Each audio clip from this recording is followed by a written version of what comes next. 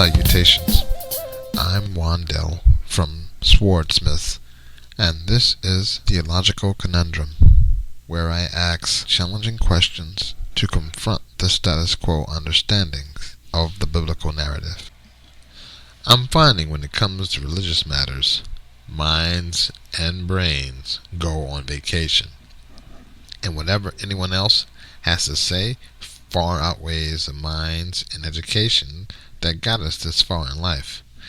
Why don't you trust yourself to read what you see, assess what you have just read, decide what kind of information you have just read, and formulate your ideas from there, instead of acquiescing to what others have said about this book? Oh, that's right. That's the easy way out. It's easier to just be told than to discover and study your way to correction.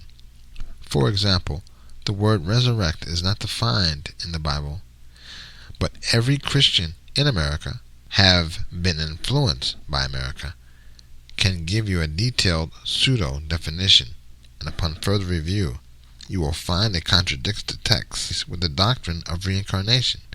Yet Christians will vehemently disagree with this.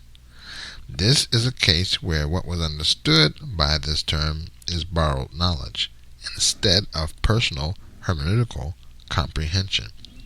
This is done with 90% of the Bible. No one is reading the book with common sense, in other words. Everyone is reading this book with surrendered mind. It doesn't matter how tough the person comes off, the shortcut of adopting what is said about the book has proven so powerful that thinkers have abandoned the idea of thinking for themselves and believing their own eyes when it comes to this book. I've never seen anything like this, except this. Now, it's your turn to feedback and chime in. We'd love to hear from you. You can do so if you're listening in to our podcast on Anchor.fm or Riffer. Your voice can be heard in response to this podcast, literally, or used in another podcast relative to this topic. The links by which you can access this feature will be in the description. May the blessings of Moriah overtake you and remove all need.